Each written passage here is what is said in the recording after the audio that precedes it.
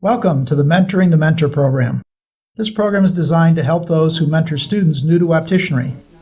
The mentoring program consists of a series of videos. The videos are an online resource available to anyone interested in mentoring a future optician. In addition to an introduction to mentoring, modules are found in one of four main content areas: ophthalmic dispensing, ophthalmic laboratory, contact lenses, or optical sales. In this introductory video, we'll provide an overview of the history of mentoring, the mentoring process, applications, and keys to successful mentoring. Mentoring has a rich and interesting history. The term mentor had its origins in the Odyssey by Homer. Telemachus, son of Odysseus, goes to fight in the Trojan War. Athena, the goddess of wisdom, assumes the form of mentor to guide and look after Telemachus. So what is a mentor? A mentor has been defined as a trusted friend, counselor, or teacher, usually a more experienced person. Some professions have mentoring programs in which newcomers are paired with more experienced people in order to obtain good examples and advice as they advance. Optician mentors often have high levels of optical experience and technical skills, but unfortunately, little training in mentoring. Early mentors were the master craftsmen who taught young apprentices to become journeyman opticians and eventually master opticians. The apprenticeship programs were developed by the guilds in the 1600s in Europe. So you might ask, who needs mentoring today? New opticians learning on the job? Participating in a formal apprenticeship program? Or attending a degree program? All need guided, hands-on experience in the workplace. This is an essential component of the learning process. The mentor does not need to be able to teach the theory behind the process, but they must be able to observe, guide, evaluate, and provide constructive feedback. The mentoring process involves guided practice between a mentor or coach and a less experienced learner. The 5 key elements in the mentoring process are modeling, coaching or scaffolding, reflection, articulation, and exploration. Let's look at each of those 5 elements. Modeling may be demonstrating a competency for the mentee or thinking aloud to share the process. For example, when helping the mentee adjust a metal frame, they can demonstrate or talk aloud while performing the adjustment, so the mentee understands each step. This could be done on a coworker or on a customer who gives permission. Coaching, or scaffolding, involves providing the mentee with verbal support of the cognitive activities needed to perform a competency. For example, using the same competency, the mentor would now allow the mentee to perform the adjustment while checking each step. If necessary, the mentor will correct the adjustment while providing a verbal description of the correction. Reflection is where the mentor encourages the mentee to review their performance on a competency. The mentee should think about what worked and what did not work. They should also consider what they need to do next to improve their performance. For example, the mentee should be asked to reflect on the adjustment they just performed. Following reflection, the mentor needs to encourage the mentee to communicate their findings. As the mentee articulates their perception of their performance on a competency, the mentor can agree or provide additional suggestions.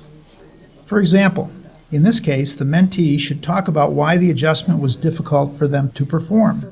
Was it their lack of experience in selecting and using the proper tools? Was it because they did not follow the proper sequence in performing the adjustment steps? Was it due to the patient's unusual features? The mentor will help the mentee identify the areas they need to work on. Exploration gives the mentee room to solve problems on their own. The mentor slowly withdraws some of their coaching and scaffolding support and allows the mentee to perform the competency on their own. This is the point at which the mentee begins to build their problem-solving skills. Mentors must adapt to the mentee, the environment, and the competency being mentored. Some mentees will require more attention to the mentoring elements for competencies outside their comfort zone. They may be quiet, shy, or lack confidence in their ability to perform.